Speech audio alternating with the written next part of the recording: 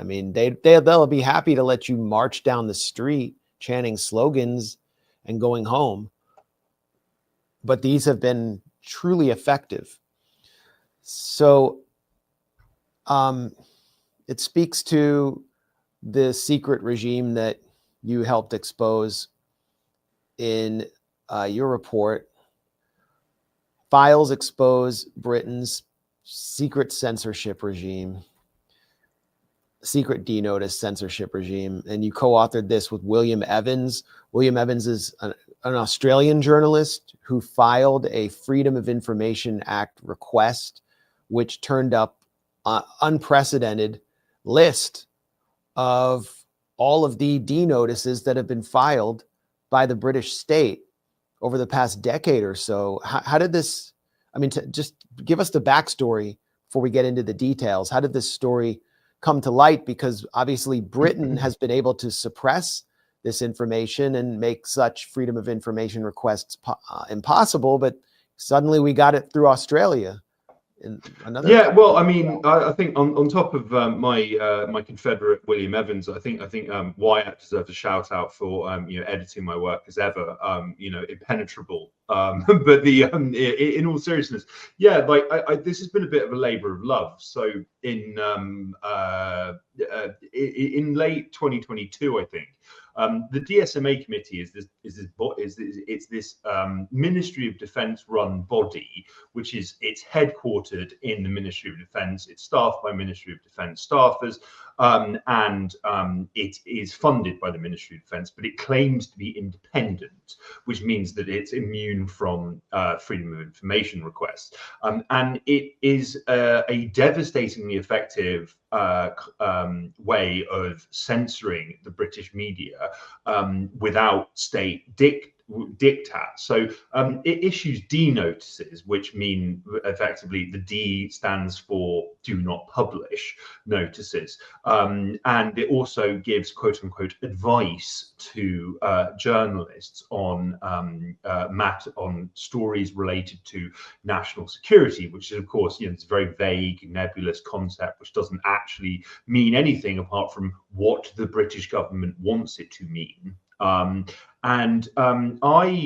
They publish the minutes of their meetings on their website, and I keep an eye on them because they're often quite illuminating. In late 2022, the minutes of one meeting noted that the Australian government was interested in emulating the D-notice system and had been engaged in high-level discussions with committee representatives. So you had members of Australia's Ministry of Defence, their home office, Ministry of the Interior. I guess you would refer to it in the US or similar. I got Will on the scent of this, and he hammered these various departments with freedom of information requests. They stonewalled. They fought tooth and nail not to release this, and then after several months of back and forth, finally Australia's Information Commissioner signed off on their release, and they are a quite extraordinary insight into how this uniquely British censorship platform operates, it's uniquely British, not only because Britain's the only country that has some kind of system like this, but also in the sense that it's very gentlemanly and like extremely dishonest. So let's say in the wake of the Guardian reporting on the Snowden leaks, the DSMA committee wrote to the editors and journalists at every major newspaper and news outlet, and very politely asked, could you seek our advice before reporting on this story? And that advice was, don't say anything about it. Now, the journalists are theoretically free to ignore this quote unquote advice. And there are theoretically no legal repercussions for not doing so. But there are well understood consequences for not going along with the DSMA, and that can range from, say, journalists being cut out of briefings, not getting exclusives, not getting interviews, not being, not even getting responses for comment on stories. But then it could also extend to prosecution under the Official Secrets Act, or the new National Security Act, which again we've written about, the Grayzone, which has insanely sweeping terms in respect of what people can and can't say on whether that's social media users or journalists. And so as a result of DSMA intervention, The Guardian was the only British newspaper to report on the Snowden leaks. Like, the rest of the British media ignored it. And we see this over and over again with WikiLeaks releases, with all manner of topics. Now, the declassified tranche that we got, I mean, on top of offering some quite extraordinary insight into the level of involvement of the committee in how the media reports on, again, quote unquote, national security matters, which includes editing journalists' reports before they get published. There was this table of requests, sent and or received by the committee between May 2011 and May 2014, and this was enormously revealing in terms of stories that the committee sought to distort or just outright bury. And this ranges from an MP, a member of parliament, frequenting a brothel, child sex abuse by prominent political, judicial, law enforcement figures, the involvement of British special forces in Syria, the potential involvement of intelligence agencies in the death of Princess Diana, coordination with the CIA on torture and extraordinary rendition, and yeah, we probably don't have to think very hard about the kind of stories since this period that have been subject to DSMA intervention. And well, let's talk about that. Which stories have been subjected to DSMA intervention. I mean, we name a few, and they're pretty significant, especially the MI6 code breaker, Gareth Williams. Yeah. Maybe you could walk us through that one in particular, because this is a fascinating and extremely disturbing national security intrigue. Yeah, sure. So, I mean, and actually, I had some kind of personal proximity to this, because this happened in London, where I was born and lived for many years. And I remember very clearly the kind of media mania that initially engulfed this incident, and then promptly vanished, no doubt due to DSMA intervention. So there were a large, in this log of requests for advice that we got under FOI, there was a large number related to the inquest into the death of Gareth Williams. So he was this kind of crack GCHQ code breaker who was seconded to MI6. In August 2010, he died in extremely bizarre circumstances in a apartment in central London that was owned by MI6. Now, the coroner ruled that his death was unnatural and likely to have been criminally mediated. He was found by police in a padlocked, zipped-up bag in the bathtub of his apartment. Now, very oddly, he'd been dead for 10 days, but the GCHQ and MI6 hadn't alerted the police to his absence from work. And you might think that someone working for in such a sensitive position might, missing one day of work without explanation might trigger, calls to the police saying that they're missing. But it was only after 10 days that Gareth Williams' sister alerted GCHQ to the fact that he hadn't been heard from for some time. 5 hours after she put in this call to GCHQ, the police were informed, and then they entered his flat, and they found the heating had been turned up, presumably to destroy forensic evidence, etc.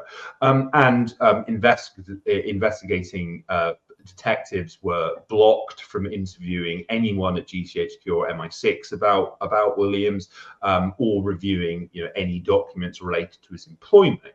Now, the requests in question, which are listed in this DSMA log, they explicitly refer not to his death, but to the inquest, the coroner's inquest into his death. Now, that inquest concluded that MI6 involvement in Gareth Williams' death was a legitimate line of inquiry which hadn't been satisfactorily explored by authorities. That's been kind of forgotten now.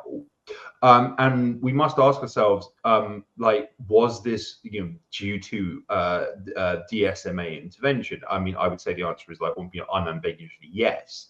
But that's just one example of a major story. And as I say, I remember the kind of the mania around and speculation around this that just kind of just fizzled out into nothing. And yeah, as I say, in the years since then, there have been so many incidents that we can speculate might have been subject to interventions in this manner. An example could be, for instance, the clearly staged May 2018 chemical weapons attack in Duma that our friend and collaborator Aaron Mate has done some incredible work on. It is a devastatingly effective means of keeping stories out of the media, or at least influencing how they're reported on, and including your reports. Yes, yeah. I was going to say that, they boast about how in these documents they boast about how they have a 90% plus success rate in getting journalists to kowtow to their diktats. Now, there is a section where they're boasting about how very rarely is DSMA advice ignored, and when it is, it tends to be the work of quote unquote extreme non-mainstream media organizations, and they cite Declassified UK, which is an independent publication which publishes critical reports on British foreign policy, old and new, as an example of a quote unquote extreme publication. I would imagine that the Grayzone, particularly the Grayzone UK, is categorized in the same manner, because I mean you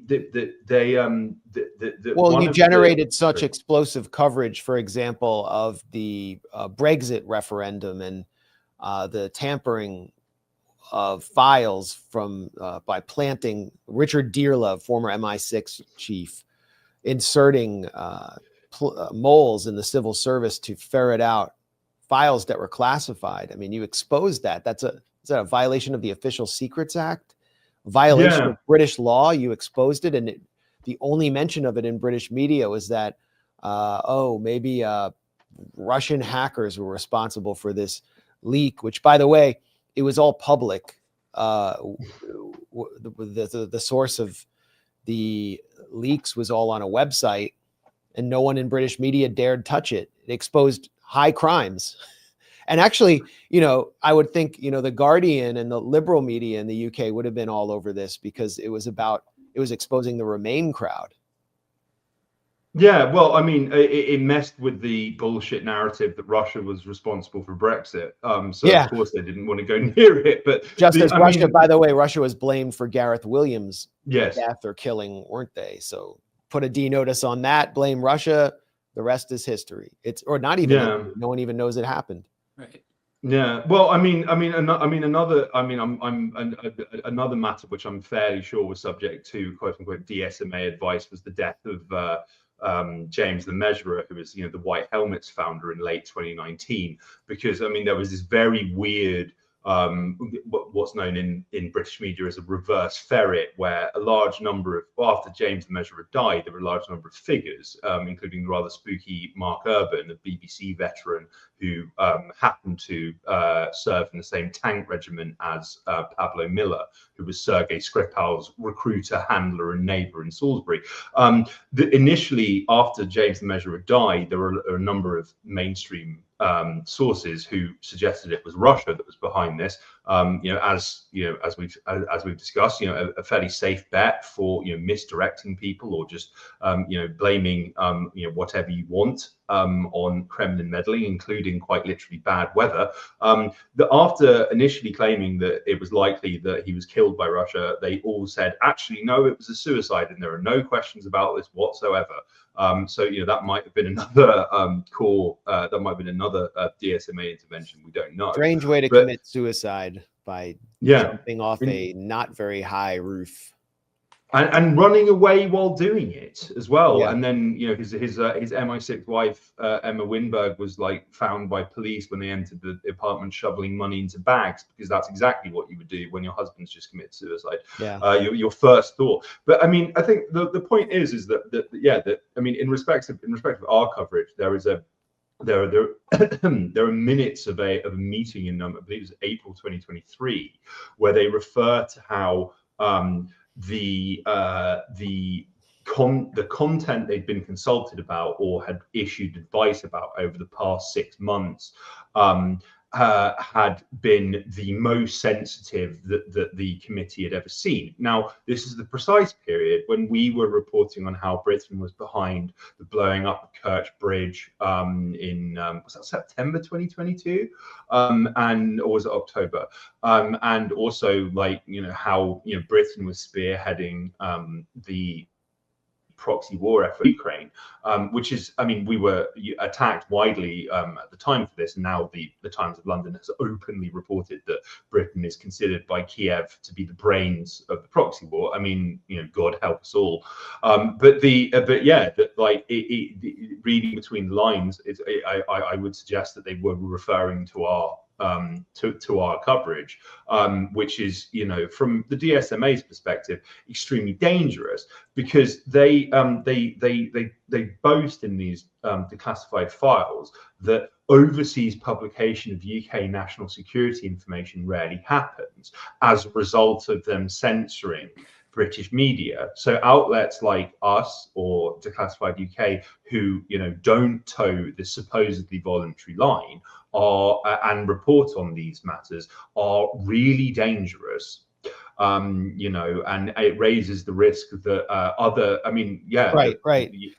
So just to break it down, in order to control the flow of information from the dangerous or extreme outlets, the DSMA regime has to get a handle on social media, and they haven't been able to do that yet because they can't fully classify us as nationally confined to Britain, which is why they targeted you upon your return, because they don't have any other way of suppressing the flow of information. And maybe they could squeeze you into supplying some compromising info about us, but apparently there was none. We got about 4 minutes before we bring in Judge Andrew Napolitano. So I want to ask you as quickly as possible to summarize the D notices on Porton Down, which is the leading chemical and biological warfare research center in the UK, which has been linked to the Skripal drama, and Princess Di. The death of Princess Diana also received a D notice. So if in the next 3 minutes, if you can just quickly summarize what that was all about.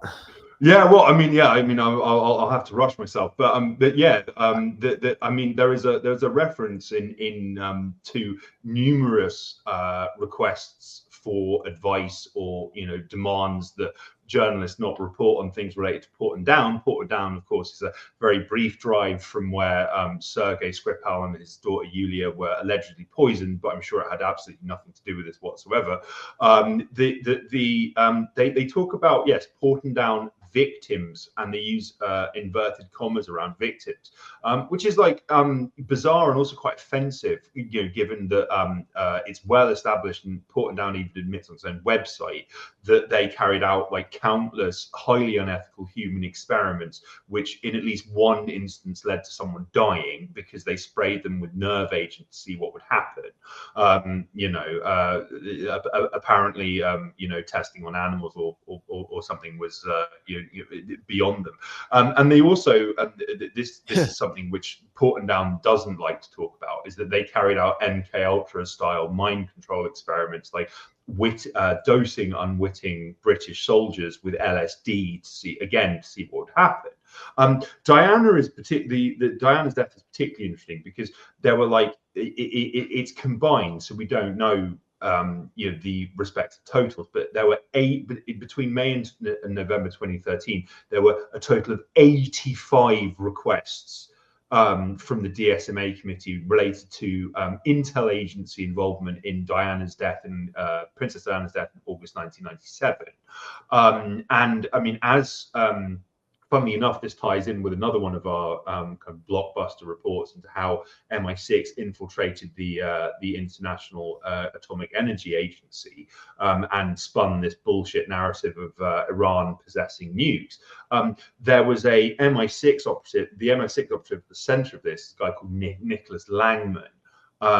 He was posted to Paris not long before Princess Diana's death, and the second that she died, he was managing information operations, trying to counter suggestions that British intelligence was involved in her death. I mean, what could be more suspicious than that, really? But yeah, I mean, I would urge our viewers to check out the piece in full. It is somewhat an epic in terms of length. If I do say so myself, it's worth delving into in detail because it offers unique insight into how the British and in turn international media is censored via gentleman's agreement, and the subservience of quote unquote journalists in Britain and their willingness to take orders from active assistance in suppressing the truth from the British Ministry of Defence and the British Security and Intelligence Services. The redoubtable and irrepressible Will Evans has also filed a number of new FOI requests off the back of this, so we might have more to come on this front. Well, incredible, earth-shattering work by you and Will Evans. This is seminal. It's so important to have this all on the record, to have this level of what the British state would call extreme disclosure. So great work on that and breaking it down for us, Kit. Everyone support Kit Klarenberg, defend Kit Klarenberg in any way possible. Thank you very much, Max. He's a very valuable asset in our battle for the truth.